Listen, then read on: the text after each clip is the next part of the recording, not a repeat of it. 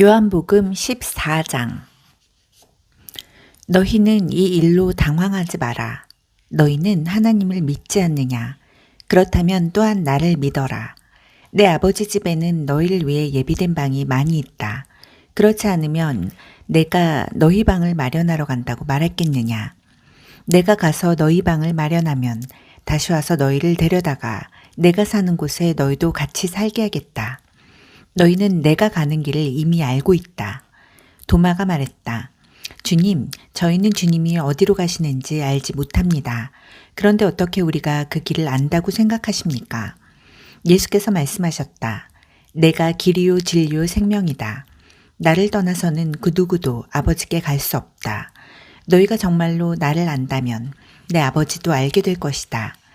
이제부터 너희는 그분을 아는 것이나 다름없다. 너희는 그분을 뵙기까지 했다. 빌립이 말했다. 주님, 저희에게 아버지를 보여주십시오. 그러면 저희가 만족하겠습니다. 빌립아, 내가 지금까지 나와 함께 지냈으면서 아직도 모르겠느냐? 나를 보는 것은 곧 아버지를 보는 것이다. 그런데 어떻게 아버지가 어디 계십니까? 하고 묻는 것이냐? 내가 아버지 안에 있고 아버지께서 내 안에 계시다는 것을 너는 믿지 않는 것이냐? 내가 너희에게 하는 말은 단지 말에 불과한 것이 아니다. 나는 내 뜻대로 말을 지어내지 않는다. 내 안에 계신 아버지께서 내 말 한마디 한마디를 하나님의 일로 정교하게 만들어내신다.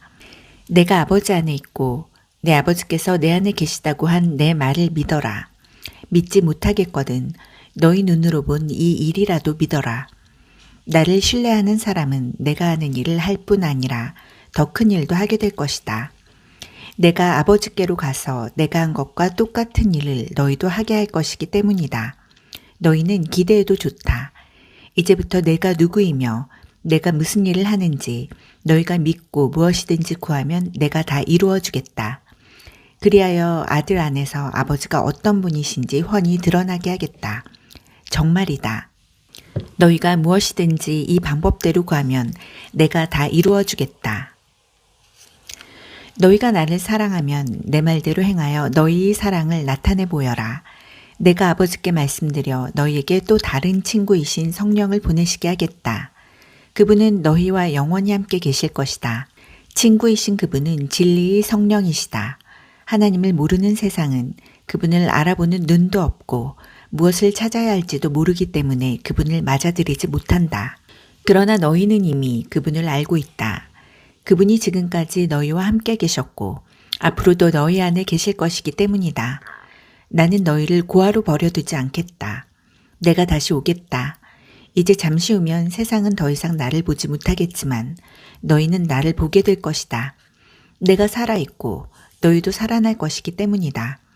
그때가 되면 너희는 내가 아버지 안에 있고 너희가 내 안에 있으며 내가 너희 안에 있음을 확실히 알게 될 것이다. 내 계명을 알고 지키는 사람이야말로 나를 사랑하는 사람이다. 나를 사랑하는 사람은 내 아버지께 사랑을 받을 것이다. 나도 그를 사랑하고 그에게 나를 분명히 드러내 보일 것이다. 가룟 사람이 아닌 유다가 말했다. 주님, 저희에게는 주님 자신을 드러내시고 세상에는 드러내지 않으시겠다니 무슨 이유입니까? 예수께서 말씀하셨다. 사랑이 없는 세상은 앞을 보지 못하는 세상이기 때문이다. 누구든지 나를 사랑하는 사람은 내 말을 정성껏 지킬 것이고 내 아버지께서 그를 사랑하실 것이다. 아버지와 나는 그와 이웃이 될 것이다. 나를 사랑하지 않는 것은 곧 내 말을 지키지 않는다는 뜻이다. 너희가 듣고 있는 이 메시지는 나의 것이 아니라 나를 보내신 아버지의 메시지다. 내가 아직 너희와 함께 있는 동안에는 이것들을 말한다. 그러나 아버지께서 나의 요청으로 보내실 친구이신 성령께서 모든 것을 너희에게 분명히 알려주실 것이다. 또한 내가 너희에게 말한 모든 것을 생각나게 해주실 것이다. 나는 너희를 떠나면서 온전한 선물을 주고 간다. 그것은 평화다. 나는 너희가 홀로 남겨지고 버림받고 빼앗겼다는 느낌이 들지 않게 떠날 것이다. 그러니 당황하지 마라. 불안해하지 마라. 너희는 내가 갔다가 다시 오겠다고 한 말을 들었다. 너희가 나를 사랑한다면 내가 아버지께로 가는 것을 기뻐할 것이다. 아버지는 내 삶의 목표이자 목적이기 때문이다. 나는 그 일이 일어나기 전에 너희에게 미리 말했다. 그것은 그 일이 일어날 때 그 일이 확증되어 나를 믿는 너희 믿음이 깊어지게 하려는 것이다. 이제 나는 너희와 더 이상의 이야기는 하지 않겠다. 하나님을 모르는 이 세상의 우두머리가 공격해오기 때문이다. 하지만 걱정하지 마라. 그는 나를 책잡을 것도 없고 그는 내게 아무런 권리도 없다. 내가 아버지를 얼마나 철저히 사랑하는지 세상이 알게 하려고 나는 마지막 하나까지도 내 아버지의 지시대로 따르고 있다. 일어나 가자. 여기를 떠날 때가 되었다. 요한복음 15장. 나는 참 포도나무요. 내 아버지는 농부이시다. 내게 붙어 있으면서 열매를 맺지 않는 가지는 아버지께서 다 쳐내시고 열매를 맺는 가지는 잘 손질해서 더 많은 열매를 맺게 하신다. 너희는 내가 전한 메시지로 이미 잘 손질되었다. 내 안에 살아라. 내가 너희 안에 살듯이 너희도 내 안에 살아라. 가지가 홀로 열매를 맺을 수 없고 나무에 붙어 있어야 열매를 맺을 수 있듯이 너희도 내게 붙어 있지 않으면 열매를 맺을 수 없다. 나는 포도나무요, 너희는 가지다. 너희가 내게 붙어 있고 내가 너희에게 붙어 있어서 친밀하고 유기적인 관계를 이루면 틀림없이 풍성한 수확을 거둘 것이다. 그러나 내게서 떨어져 있으면 너희는 아무 열매도 맺을 수 없다. 누구든지 내게서 떨어져 있는 사람은 말라 죽은 가지일 뿐이다. 사람들이 그 가지를 모아다가 모닥불에 던져버린다. 그러나 너희가 내 안에 편히 머물고 내 말이 너희 안에 머물면 너희가 구하는 것은 무엇이든 응답받고 이루어질 것을 확신해도 좋다. 이처럼 너희가 열매를 맺고 내 제자로 성숙해 갈 때 내 아버지께서 자신의 모습을 드러내 보이신다. 내 아버지가 나를 사랑하신 것 같이 나도 너희를 사랑했다. 나의 사랑 안에 편히 머물러라. 너희가 내 계명을 지키면 나의 사랑 안에 편히 머물게 될 것이다. 나도 내 아버지의 계명을 지켜서 아버지의 사랑 안에 편히 머물렀다. 내가 이것을 너희에게 말한 것은 한 가지 목적 때문이다. 그것은 나의 기쁨이 너희 기쁨이 되게 하고 너희 기쁨이 온전히 성숙하게 하려는 것이다. 내 계명은 이것이다. 내가 너희를 사랑한 것 같이 너희도 서로 사랑하여라. 최선의 사랑법은 이것이다. 친구를 위해 너희 목숨을 걸어라. 내가 너희에게 명하는 것을 너희가 행하면 너희는 내 친구가 된다. 나는 너희를 더 이상 종이라고 부르지 않겠다. 종은 주인이 무슨 생각을 하고 무슨 계획을 세우는지 알지 못하기 때문이다. 그러나 나는 너희를 친구라고 불렀다. 내가 내 아버지께 들은 것을 모두 너희에게 알려주었기 때문이다. 잊지 마라. 너희가 나를 선택한 것이 아니라 내가 너희를 선택했다. 썩지 않을 열매를 맺게 하려고 내가 너희를 세상에 두었다. 너희가 열매 맺는 사람으로서 나와 연결되어 아버지께 구하면 아버지께서 무엇이든지 너희에게 주실 것이다. 그러나 기억하여라. 핵심 계명은 이것이다. 서로 사랑하여라. 하나님을 모르는 세상이 너희를 미워하거든 세상이 먼저 나를 미워했다는 것을 기억하여라. 너희가 세상의 기준대로 살았다면 세상이 너희를 자기네 사람으로 여겨 사랑했을 것이다. 그러나 내가 너희를 선택해서 세상이 기준대로 살지 않고 하나님이 기준대로 살게 했으니 세상이 너희를 미워할 것이다. 그런 일이 일어나거든 종이 주인보다 더 나은 대우를 받지 못한다고 한 내 말을 기억하여라. 사람들이 나를 때렸으면 틀림없이 너희도 때릴 것이다. 사람들이 내 말대로 따랐으면 너희 말도 따를 것이다. 그들은 내게 한 것처럼 너희에게도 이 모든 일을 할 것이다. 그들이 나를 보내신 분을 알지 못하기 때문이다. 내가 와서 그들에게 이 모든 것을 명백하게 말해주지 않았다면 상황이 그렇게까지 나쁘지는 않았을 것이다. 그러나 이제 그들은 변명할 여지가 없다. 나를 미워하는 것은 내 아버지를 미워하는 것이나 다름없다. 내가 그들 가운데서 행한 일, 지금까지 아무도 행한 적이 없는 그 일을 내가 행하지 않았더라면 그들에게 허물이 없었을 것이다. 그러나 그들은 하나님의 표적을 보았으면서도 나와 내 아버지를 미워했다. 그들이 정당한 이유 없이 나를 미워했다고 기록된 성경 말씀이 진리인 것을 그들 스스로 입증한 셈이다. 내가 아버지께로부터 너희에게 보낼 친구이신 분, 곧 아버지께로부터 나오는 진리의 성령이 오시면 그분이 나에 대해 모든 것을 확증해 주실 것이다. 너희가 처음부터 이 일에 나와 함께 했으니 너희도 분명한 증언을 내놓아야 할 것이다. 요한복음 16장. 내가 너희에게 이것들을 말한 것은 장차 있을 힘든 때를 대비하게 하려는 것이다. 사람들이 너희를 회당에서 내쫓을 것이다. 심지어 너희를 죽이는 자마다 자기가 하는 일이 하나님을 위한 것이라고 생각할 때가 올 것이다. 그들은 아버지를 제대로 알지 못하기 때문에 그 같은 일을 할 것이다. 내가 너희에게 이것들을 말한 것은 사람들이 너희를 비난할 때 일어날 일을 미리 알려주어서 너희로 그때를 대비하게 하려는 것이다. 내가 이것을 처음부터 말하지 않은 것은 내가 날마다 너희와 함께 있었기 때문이다. 그러나 이제 나는 나를 보내신 분께로 간다. 그런데도 너희 가운데 아무도 어디로 가십니까? 하고 내게 묻는 사람이 없었다. 오히려 내 말이 길어질수록 너희는 더욱 슬픔에 잠겼다. 그래서 내가 다시 한번 진실을 말한다. 내가 떠나는 것이 너희에게 더 낫다. 내가 떠나지 않으면 친구이신 성령이 오시지 않을 것이다. 그러나 내가 가면 그분을 너희에게 보내주겠다. 그분이 오셔서 죄와 의와 심판에 대해 하나님을 모르는 세상의 관점이 잘못되었다는 것을 드러내실 것이다.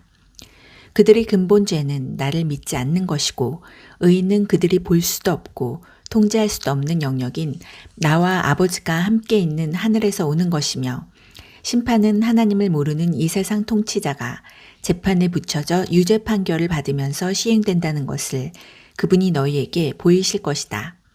내가 너희에게 할 말이 아직 많지만 너희가 지금은 다 감당하지 못한다. 그러나 친구이신 진리의 성령이 오시면 그분이 너희 손을 잡고 모든 진리 가운데로 인도하실 것이다. 그분은 자신에게 이목을 끌지 않으면서 장차 일어날 일과 내가 행하고 말한 모든 것의 의미를 너희에게 알려주실 것이다. 그분은 나를 영화롭게 하실 것이다. 그분이 나에게서 받은 것을 너희에게 전해줄 것이기 때문이다. 아버지께서 가지고 계신 모든 것이 또한 내 것이다. 그래서 내가 성령이 나에게서 받은 것을 너희에게 전해주실 것이다 라고 말한 것이다. 잠시 후면 너희가 나를 보지 못할 것이다. 그러나 다시 잠시 후면 너희가 나를 보게 될 것이다. 그 말씀 때문에 제자들 사이에 의문이 일었다. 잠시 후면 너희가 나를 보지 못할 것이다. 그러나 다시 잠시 후면 너희가 나를 보게 될 것이다. 라고 하신 말씀이 무슨 뜻인가? 또 내가 아버지께로 가기 때문이다. 라고 하신 말씀은 무슨 뜻인가? 잠시 후면 이라는 말씀은 무슨 뜻인가? 선생님께서 무슨 말씀을 하시는지 모르겠다. 그들은 예수께서 무슨 뜻으로 말씀하신 것인지 무척이나 묻고 싶었다. 예수께서 그것을 아시고 말씀하셨다. 잠시 후면 너희가 나를 보지 못할 것이다. 그러나 다시 잠시 후면 너희가 나를 보게 될 것이다. 라고 한 내 말을 두고 너희가 서로 그 뜻을 알고자 하느냐. 그렇다면 이것을 명심하여라. 너희는 깊은 슬픔에 잠기겠지만 하나님을 모르는 세상은 파티를 열 것이다. 너희는 슬퍼하고 몹시 슬퍼하겠지만 너희 슬픔은 기쁨으로 바뀔 것이다. 여자가 출산할 때에는 고통이 따르고 피할 길도 없다. 그러나 아기가 태어나면 기쁨이 넘친다. 세상에 태어난 새 생명이 고통의 기억을 말끔히 없애주기 때문이다. 지금 너희가 겪는 슬픔이 그 고통과 같겠지만 장차 맛볼 기쁨 또한 그 기쁨과 같을 것이다. 내가 너희를 다시 볼 때 너희는 기쁨으로 충만할 것이다. 아무도 너희에게서 그 기쁨을 빼앗아가지 못할 것이다. 너희는 더 이상 의문을 가득 품지 않게 될 것이다. 내가 너희에게 바라는 것은 이것이다. 내가 너희에게 계시해 준 것과 일치하면 무엇이든지 아버지께 구하여라. 내 뜻을 따라 내 이름으로 구하여라. 그러면 아버지께서 너희에게 반드시 주실 것이다. 너희 기쁨이 강둑을 넘쳐 흐르는 강물 같을 것이다. 나는 비유로 너희에게 말했다. 머지않아 나는 비유를 버리고 분명한 말로 아버지에 대해 너희에게 말해줄 것이다. 그때 너희는 내가 너희에게 계시해 준 바로 그 삶과 관련된 것을 아버지께 직접 구할 수 있을 것이다. 내가 계속 너희를 대신해서 아버지께 구하지는 않을 것이다. 그럴 필요가 없다. 너희는 위험을 무릅쓰고 나를 사랑하고 신뢰하는 일에 너희 삶을 걸었고 내가 아버지께로부터 직접 왔다는 것을 믿었으므로 아버지께서 너희를 친히 사랑하신다. 전에 나는 아버지를 떠나 이 세상에 왔으나 이제는 이 세상을 떠나 아버지께로 간다. 제자들이 말했다. 드디어 선생님께서 비유로 표현하지 않으시고 명백하고 직설적으로 말씀해 주시는군요. 이제야 저희는 선생님께서 모든 것을 알고 계시며 모든 것이 선생님 안에서 하나로 모아진다는 것을 알겠습니다. 더 이상 선생님에 대해 의문을 갖지 않아도 되겠습니다. 저희는 선생님이 하나님께로부터 오셨다고 확신합니다. 예수께서 그들에게 대답하셨다. 너희들이 이제야 믿느냐? 하지만 너희는 곧 달아날 것이다. 너희 목숨을 구하겠다고 나를 버릴 것이다. 그러나 나는 버림받지 않는다. 아버지께서 나와 함께 하신다. 내가 너희에게 이 모든 것을 말한 것은 너희로 나를 신뢰하여 흔들리지 않게 하고 깊은 평화를 누리게 하려는 것이다. 너희는 하나님을 모르는 이 세상에서 끊임없이 어려움을 겪을 것이다. 그러나 용기를 내라. 내가 세상을 이겼다. 요한복음 17장. 예수께서 이 말씀을 하시고 나서 눈을 들어 기도하셨다. 아버지, 때가 되었습니다. 아들이 밝은 빛을 드러내셔서 아들이 아버지의 밝은 빛을 드러내게 해주십시오. 아버지께서는 아들에게 모든 사람을 맡기셔서 아들이 자기에게 맡겨진 모든 사람에게 참되고 영원한 생명을 주게 하셨습니다. 참되고 영원한 생명은 아버지, 곧 유일하신 참 하나님을 알고 아버지께서 보내신 예수 그리스도를 아는 것입니다.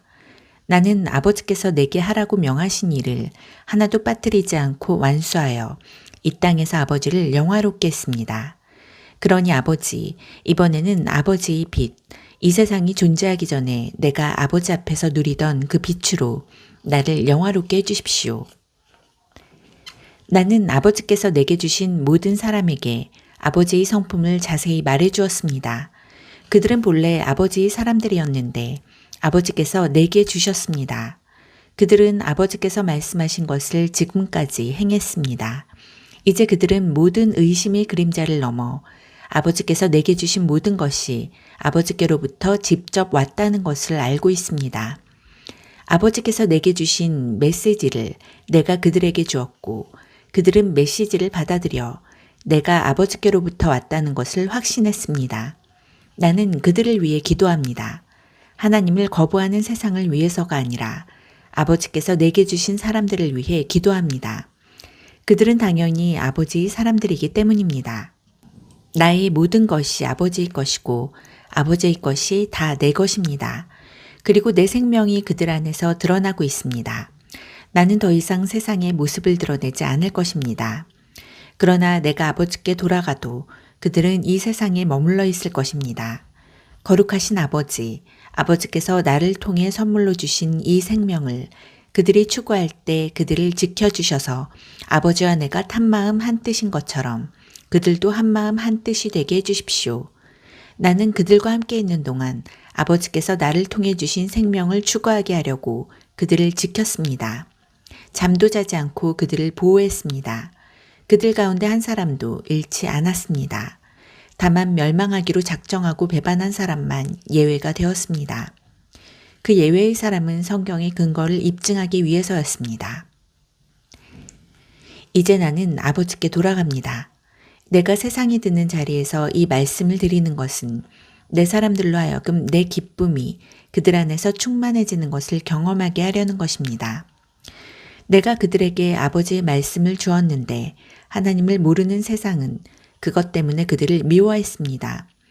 내가 세상의 방식을 따르지 않았듯이 그들도 세상의 방식을 따르지 않았기 때문입니다. 나는 그들을 세상에서 데려가 달라고 구하는 것이 아니라 그들을 악한 자에게서 지켜달라고 구하는 것입니다. 세상이 나를 규정할 수 없듯이 세상도 그들을 규정할 수 없습니다. 진리로 그들을 거룩하게 구별해 주십시오. 아버지의 말씀은 거룩하게 구별하는 진리입니다. 아버지께서 내게 사명을 주셔서 세상에 보내신 것처럼 나도 그들에게 사명을 주어 세상에 보냅니다. 내가 그들을 위해 나 자신을 거룩하게 구별하는 것은 그들도 진리로 거룩하게 구별되어 자신의 사명을 감당하게 하려는 것입니다. 나는 그들을 위해서만 아니라 그들 때문에 그리고 나에 대한 그들의 증언 때문에 나를 믿게 될 이들을 위해서도 기도합니다. 그들 모두 한마음 한뜻이 되고 아버지께서 내 안에 계시고 내가 아버지 안에 있듯이 그들도 우리와 한마음 한뜻이 되는 것, 이것이 내 기도의 목적입니다. 그래서 아버지께서 참으로 나를 보내셨다는 것을 세상이 믿게 해주십시오. 아버지께서 내게 주신 영광을 나도 그들에게 주었습니다. 이는 내가 그들 안에 있고 아버지께서 내 안에 계시듯이 그들도 우리처럼 하나가 되어 함께하게 하려는 것입니다. 그들이 이 하나됨 속에서 성장해서 아버지께서 나를 보내셨다는 것을, 아버지께서 나를 사랑하신 것 같이 그들도 사랑하셨다는 것을 하나님을 모르는 세상에 증언하게 해주십시오. 아버지, 나는 아버지께서 내게 주신 사람들이 내가 있는 그곳에 나와 함께 있으면서 내 영광, 곧 세상이 존재하기 오래전부터 아버지께서 나를 사랑하셔서 내게 주신 빛을 보게 되기를 바랍니다. 의로우신 아버지, 세상은 아버지를 알지 못했지만 나는 아버지를 알았고 이 제자들도 아버지께서 내게 이 사명을 맡겨서 보내신 것을 알고 있습니다. 나는 아버지의 존재를, 아버지께서 어떤 분이시고 무슨 일을 하시는지를 그들에게 알렸고 계속해서 알려주겠습니다. 그래서 나를 사랑하신 아버지의 사랑이 내가 그들 안에 있는 것과 똑같이 그들 안에도 있게 될 것입니다. 요한복음 18장. 예수께서 이렇게 기도하시고 나서 제자들과 함께 기드론 시내 건너편으로 가셨다. 거기에 동산이 하나 있었다. 예수께서 제자들과 함께 그 안으로 들어가셨다. 그 동산은 예수와 제자들이 자주 다니던 곳이다. 그분을 배반할 유다도 그곳을 알고 있었다. 유다는 동산으로 가는 길을 안내했고 대제사장과 바리새인들이 보낸 로마 병사와 경비병들이 그 뒤를 따라갔다. 그들은 등불과 횃불과 칼을 들고 동산에 도착했다. 예수께서는 자신에게 닥칠 일을 다 아시고 앞으로 나아가 그들을 만나셨다. 예수께서 말씀하셨다. 너희가 누구를 찾느냐? 그들이 대답했다. 나사렛 사람 예수요. 예수께서 말씀하셨다. 내가 그다. 병사들이 크게 놀라 뒷걸음질했다. 배반자 유다가 눈에 띄었다. 예수께서 다시 물으셨다. 너희가 누구를 찾느냐? 그들이 대답했다. 나사렛 사람 예수요. 예수께서 말씀하셨다. 내가 그라고 너희에게 말했다. 내가 그 사람이다. 너희가 찾는 사람이 나라면 이 사람들은 가게 해주어라. 이것으로 아버지께서 내게 주신 사람들은 하나도 잃지 않았습니다. 라고 기도하신 말씀이 이루어졌다. 바로 그때 시몬 베드로가 차고 있던 칼을 뽑아 대제사장의 종을 쳐서 오른쪽 귀를 잘라버렸다. 그 종의 이름은 말고였다. 예수께서 베드로에게 명하셨다. 그 칼을 도로 꽂아라. 너는 아버지께서 내게 주신 이 잔을 내가 마시지 않으리라고 생각하느냐. 그때 제장의 명령을 받은 로마 병사들이 유대 경비병들과 합세하여 예수를 붙잡고 결박했다. 그들은 먼저 가야바의 장인 안나스에게 예수를 끌고 갔다. 가야바는 그 해의 대제사장이었다. 그는 한 사람이 백성을 위해 죽는 것이 낫다고 유대인들에게 충고했던 자다. 시몬 베드로와 또 다른 제자가 예수를 뒤따라갔다. 그 다른 제자는 대제사장과 아는 사이여서 예수를 따라 대제사장의 집 안뜰에 들어갈 수 있었다. 베드로는 밖에 머물러 있어야 했다. 곧 다른 제자가 나와서 문지기에게 말하고 베드로를 데리고 들어갔다. 문을 지키던 젊은 여자가 베드로에게 말했다. 당신도 저 사람이 제자 가운데 하나가 아닌가요? 베드로가 말했다. 나는 아니요. 날이 추워 종들과 경비병들이 불을 피워놓고 그 주위에 모여서 불을 쬐고 있었다. 베드로도 그들과 함께 서서 불을 쬐었다. 안나스가 예수의 제자들과 가르침에 대해 그분을 신문했다. 예수께서 대답하셨다. 나는 드러내놓고 말했다. 나는 언제나 유대인들이 모두 모이는 회당과 성전에서 가르쳤다. 나는 모든 것을 공개적으로 했다. 은밀히 말한 것은 하나도 없었다. 그런데 너희는 왜 나를 음모자 대하듯 하느냐. 내 말을 들은 사람들에게 물어보아라. 내가 무슨 말을 했는지 그들이 잘 안다. 나는 모든 것을 숨김없이 가르쳤다. 예수께서 이렇게 말씀하시자 그 자리에 서 있던 경비병 하나가 예수의 뺨을 때리며 말했다. 어떻게 내가 대제사장에게 그런 식으로 말하느냐. 예수께서 대답하셨다. 내가 잘못 말한 것이 있다면 증거를 대보아라. 그러나 내가 사실 그대로 말했다면 어찌하여 때리느냐. 그러자 안나스는 예수를 결박한 채로 대제사장 가야바에게 보냈다. 그동안 시몬 베드로는 뒤로 물러나 불가에서 불을 쬐고 있었다. 거기에 있던 다른 사람들이 그에게 말했다. 당신도 저 사람이 제자 가운데 하나가 아니오. 베드로가 부인했다. 나는 아니오. 대제사장의 종 가운데 한 사람으로 베드로에게 귀를 잘린 사람이 친척이 말했다. 당신이 동산에서 저 사람과 함께 있는 것을 내가 본 것 같은데? 베드로가 다시 한번 부인했다. 바로 그때 수탉이 울었다. 사람들이 예수를 가야바에게서 로마 총독의 관저로 끌고 갔다. 때는 이른 아침이었다. 그들은 유월절 음식을 먹을 자격을 잃고 싶지 않아서 총독 관저로는 들어가지 않았다. 그래서 빌라도가 그들에게 나와서 말했다. 무슨 죄로 이 사람을 고발하는 것이오? 그들이 말했다. 이 사람이 악행을 저지르지 않았다면 우리가 여기까지 와서 총독님을 귀찮게 하겠습니까? 빌라도가 말했다. 그를 데려가서 여러분의 법대로 재판하시오. 유대인들이 말했다. 우리는 사람을 죽일 권한이 없습니다. 이것으로 예수께서 어떻게 죽으실 것인지 가리켜 하신 말씀이 입증되었다. 빌라도가 다시 관저로 들어가 예수를 불러냈다. 얘가 유대인의 왕이냐? 예수께서 대답하셨다. 그 말은 너 스스로 한 말이냐? 아니면 다른 사람들이 나에 대해서 네게 한 말이냐? 빌라도가 말했다. 내가 유대인처럼 보이느냐? 네 동족과 대제사장들이 너를 나한테 넘겼다. 네가 무슨 일을 했느냐? 예수께서 말씀하셨다. 내 나라는 눈에 보이는 것들로 이루어지지 않는다. 만일 그랬다면 나를 따르는 사람들이 싸워서 내가 유대인들의 손에 넘어가지 않게 했을 것이다. 그러나 나는 그런 왕이 아니다. 나는 세상이 생각하는 그런 왕이 아니다. 그러자 빌라도가 말했다. 그래서 얘가 왕이냐 아니냐? 예수께서 대답하셨다. 내가 사실을 말했다. 나는 왕이다. 나는 진리를 증언하려고 이 세상에 왔다. 누구든지 진리의 마음이 있는 사람, 조금이라도 진리에 관심을 갖는 사람은 내 음성을 알아듣는다. 빌라도가 말했다. 진리가 무엇이냐? 빌라도가 이 말을 한 다음 다시 유대인들에게 나가서 말했다. 나는 이 사람에게서 아무 잘못도 찾지 못하겠소. 6월절에는 내가 죄수 한 명을 사면해주는 관례가 있소. 내가 유대인의 왕이라는 이자를 놓아주면 어떻겠소? 그들이 다시 외쳤다. 이자가 아니라 바라바를 놓아주시오. 바라바는 로마 체제에 저항한 유대인이었다. 요한복음 19장. 그래서 빌라도는 예수를 데려다가 채찍질하게 했다. 병사들이 가시나무로 왕관을 엮어 예수의 머리에 씌우고 자주색 옷을 입혔다. 그런 다음에 그분께 다가가 유대인의 왕 만세 하고 외쳤다. 그리고 예수께 인사하며 그분의 뺨을 때렸다. 빌라도가 다시 밖으로 나가서 유대인들에게 말했다. 내가 저 사람을 여러분 앞에 데려오겠소. 그러나 알아주기 바라오. 나는 그에게서 아무 죄도 찾지 못하겠소. 바로 그때 예수께서 가시관을 쓰고 자주색 옷을 입고 나오셨다.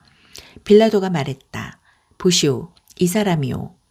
대제사장과 경비병들이 예수를 보고 미친 듯이 소리쳤다. 십자가에 못 박으시오. 십자가에 못 박으시오. 빌라도가 그들에게 말했다. 여러분이 그를 데려가시오. 여러분이 그를 십자가에 못 박으시오. 나는 그에게서 아무 잘못도 찾지 못하겠소. 유대인들이 대답했다. 우리에게는 율법이 있습니다.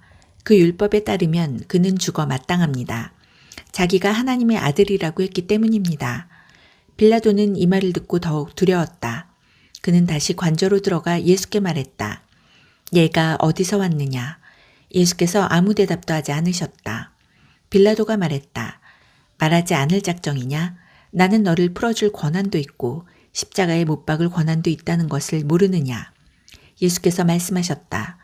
하늘이 내게 주신 권한 말고는 너는 나에 대해 조금도 권한이 없다. 그래서 나를 내게 넘겨준 자의 잘못이 훨씬 큰 것이다.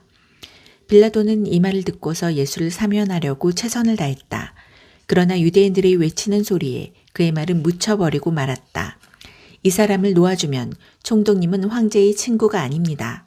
누구든지 자기가 왕이라고 주장하는 사람은 황제에게 대항하는 것이나 마찬가지입니다.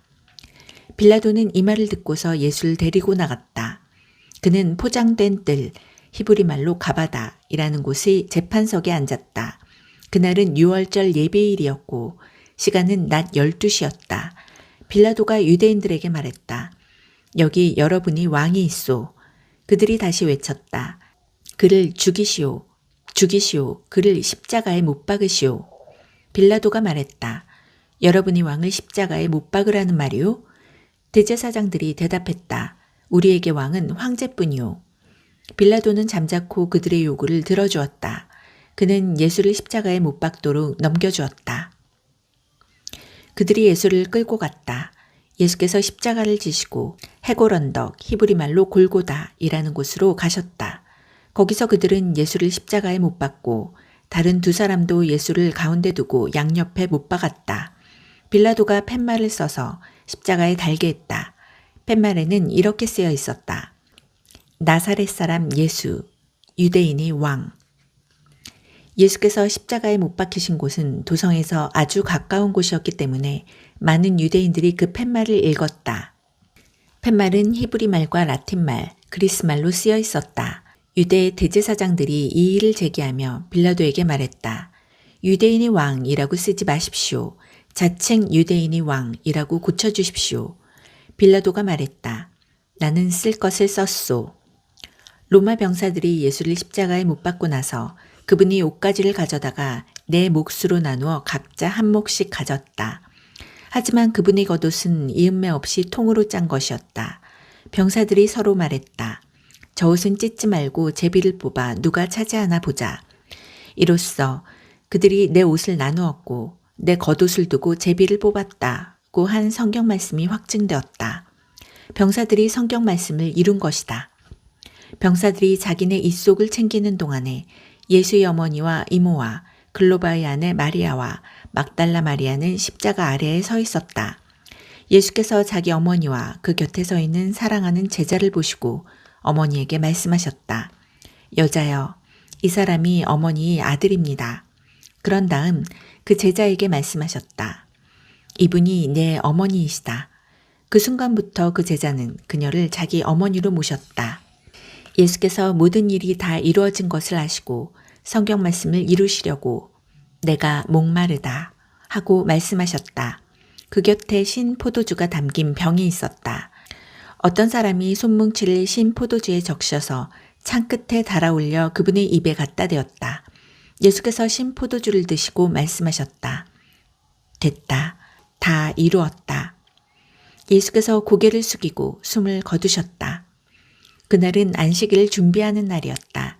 안식일에는 시체를 십자가에 둘 수 없었기 때문에 유대인들은 십자가에 달린 자들이 다리를 꺾어 빨리 죽게 해서 시체를 내리게 해달라고 빌라도에게 청원했다. 이번 안식일은 1년 중 가장 거룩하게 지키는 날이었다. 그래서 병사들이 가서 예수와 함께 십자가에 못 박힌 첫째 사람이 다리를 꺾고 또 다른 사람이 다리도 꺾었다. 병사들이 예수께 다가가서 그분이 이미 숨을 거두신 것을 보고는 다리를 꺾지 않았다. 병사들 가운데 하나가 창으로 그분의 옆구리를 찔렀다. 피와 물이 쏟아져 나왔다. 이 일은 직접 목격한 사람이 정확히 전한 것이다. 그가 직접 보고 진실을 말한 이유는 여러분도 믿게 하려는 것이다. 이 일들로 인해 그의 뼈가 하나도 꺾이지 않았다고 한 성경 말씀과 그들은 자기들이 찌른 일을 볼 것이다 라고 한 성경 말씀이 확증되었다. 이 모든 일이 있고 나서 아리마대 사람 요셉이 예수의 시신을 거두게 해달라고 빌라도에게 청했다. 그는 예수의 제자였지만 유대인들의 위협 때문에 자기가 예수의 제자라는 사실을 비밀로 하고 있었다. 빌라도가 허락하자 요셉이 가서 시신을 거두었다. 일찍이 밤중에 예수를 찾아왔던 니고데모가 이번에는 환한 대낮에 몰약과 침향 섞은 것을 33kg쯤 가지고 왔다. 그들은 예수의 시신을 모셔다가 유대인이 장례 풍습대로 향료를 바르고 고운 배로 쌌다. 예수께서 십자가에 못 박히신 곳 근처에 동산이 있었다. 그 동산에는 아직 아무도 모신 적이 없는 새 무덤이 있었다. 그날은 유대인들이 안식일을 준비하는 날이었고 무덤도 가까이 있었으므로 그들은 거기에 예수를 모셨다. 요한복음 20장. 한 주의 첫날 이른 아침이었다. 아직 어두울 때에 막달라 마리아가 무덤에 가서 보니 무덤을 막고 있던 돌이 입구에서 옮겨져 있었다. 그녀는 곧장 시몬 베드로와 예수께서 사랑하시는 다른 제자에게 숨가쁘게 달려가서 말했다. 사람들이 주님을 무덤에서 꺼내갔어요. 그들이 그분을 어디에 두었는지 모르겠습니다. 베드로와 다른 제자가 즉시 무덤을 향해 서로 앞다투어 달려갔다. 다른 제자가 베드로를 앞질러 무덤에 먼저 도착했다. 그가 몸을 구부려 안을 들여다보니 거기에 고운 배가 놓여 있었다. 그러나 그는 안으로 들어가지는 않았다. 시몬 베드로가 그의 뒤에 도착해서 무덤 안으로 들어가 보니 고운 배가 놓여 있었다. 그분의 머리를 감쌌던 수건은 고운 배와 함께 있지 않고 따로 가지런하게 개어져 있었다. 그제야 먼저 도착했던 다른 제자도 무덤 안으로 들어가서 증거를 보고 믿었다. 그분께서 죽은 자들 가운데서 살아나야 한다는 말씀을 아직 아무도 깨닫지 못하고 있었다. 그 후에 두 제자는 집으로 돌아갔다. 그러나 마리아는 무덤 바깥에 서서 울고 있었다. 그녀가 울면서 무릎을 꿇고 무덤 안을 들여다보니 흰옷을 입은 두 천사가 거기에 앉아 있었다. 한 천사는 예수의 시신이 놓여있던 자리 머리맡에, 다른 천사는 발치에 앉아 있었다. 천사들이 마리아에게 말했다. 여자여, 어찌하여 우느냐? 마리아가 말했다. 사람들이 내 주님을 꺼내갔습니다. 그들이 그분을 어디에 두었는지 모르겠습니다. 마리아가 이렇게 말하고 나서 뒤로 돌아서니 예수께서 거기에 서 계셨다. 그러나 마리아는 그분을 알아보지 못했다. 예수께서 마리아에게 말씀하셨다. 여자여, 어찌하여 우느냐? 누구를 찾고 있느냐? 마리아는 그분이 동산지기인 줄 알고 말했다. 선생님이 그분을 모셔갔으면 어디에 두었는지 알려주세요. 내가 그분을 돌보겠습니다. 예수께서 마리아야 하고 부르셨다. 마리아가 예수께 돌아서며 히브리 말로 라보니 하고 불렀다. 이는 선생님이라는 뜻이다. 예수께서 말씀하셨다. 나를 계속 붙들고 있지 마라. 내가 아직 아버지께로 올라가지 않았다. 너는 내 형제들에게 가서 내가 내 아버지이며 너희 아버지이신 분, 곧 내 하나님이시며 너희 하나님이신 분께로 올라간다고 전하여라.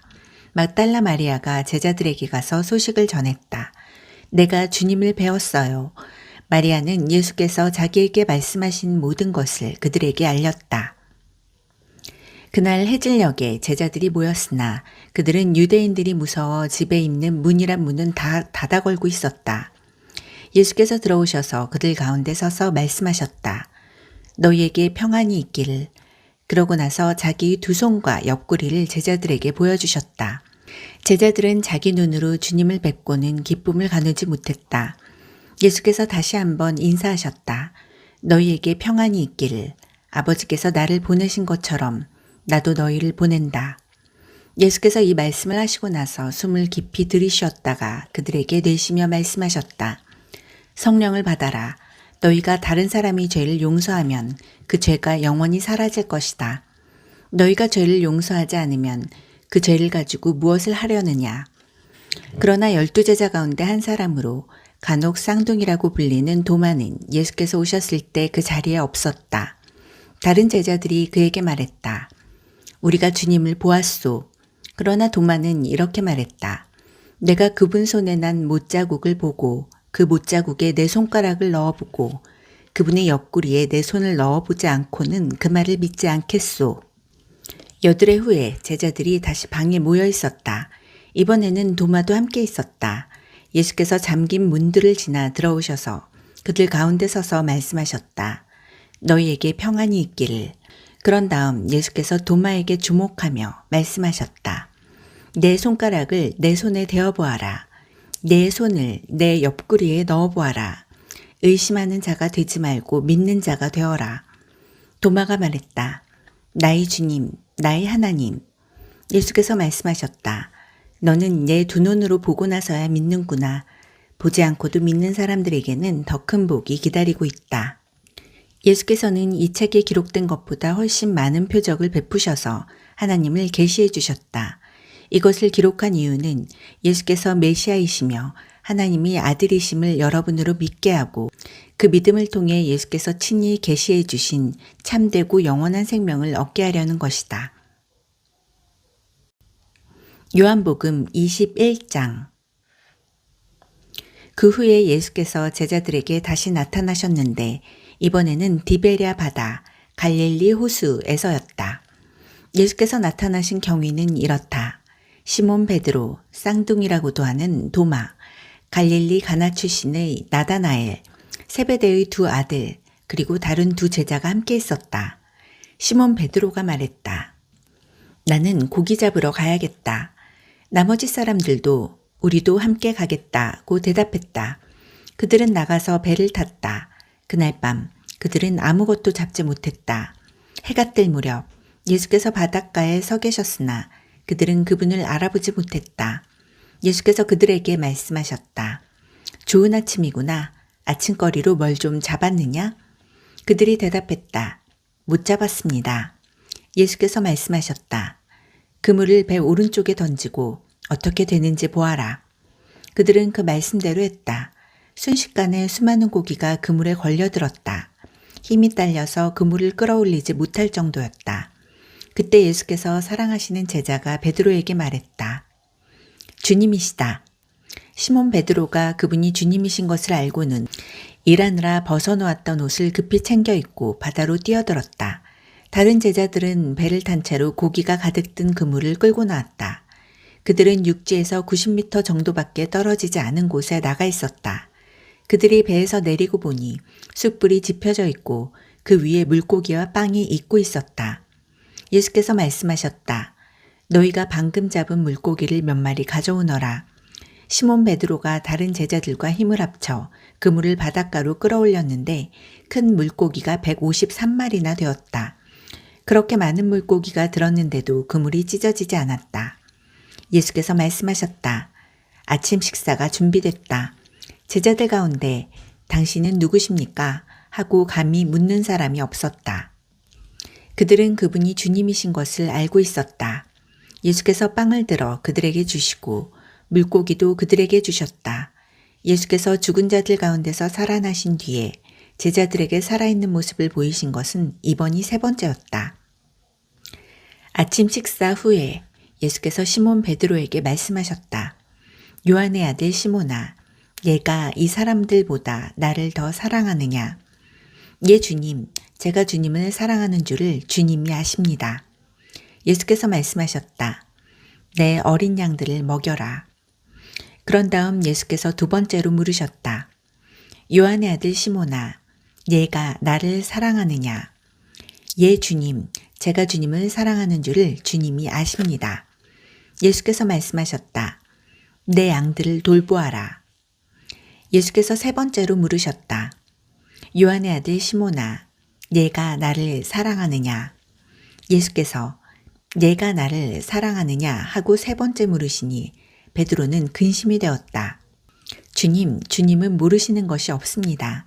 제가 주님을 사랑하는 줄을 주님께서 틀림없이 아십니다. 예수께서 말씀하셨다. 내 양들을 먹여라. 이제 너에게 진실을 알려주겠다. 내가 젊었을 때는 내 스스로 옷을 입고 어디든지 원하는 곳으로 다녔다. 그러나 내가 나이 들어서는 두 팔을 벌려야 할 것이다. 다른 사람이 내게 옷을 입히고 내가 원하지 않는 곳으로 너를 데려갈 것이다. 예수께서 이렇게 말씀하신 것은 베드로가 어떤 죽음으로 하나님을 영화롭게 할 것인지를 암시하신 것이다. 이 말씀을 하시고 예수께서 이렇게 명하셨다. 나를 따라오너라. 베드로가 고개를 돌려보니 예수께서 사랑하시는 제자가 바로 뒤에서 따라오고 있었다. 베드로가 그를 보고 예수께 물었다. 주님, 이 사람은 어떻게 되겠습니까? 예수께서 말씀하셨다. 내가 다시 올 때까지 그를 살려두고자 하더라도 그것이 너와 무슨 상관이 있느냐? 너는 나를 따라오너라. 그래서 그 제자가 죽지 않을 것이라는 소문이 형제들 사이에 퍼진 것이다. 그러나 예수께서 하신 말씀은 그런 뜻이 아니었다. 예수께서는 그저 내가 다시 올 때까지 그를 살려두고자 하더라도 그것이 너와 무슨 상관이 있느냐라고 말씀하셨을 뿐이다. 이 모든 일을 목격하고 기록한 사람이 바로 그 제자다. 우리 모두는 그의 증언이 믿을만하고 정확하다는 것을 알고 있다. 이 밖에도 예수께서는 아주 많은 일을 행하셨다. 그것을 하나도 빠뜨리지 않고 낱낱이 기록한다면 그 기록한 책을 다 담아두기에는 이 세상도 비좁을 것이다.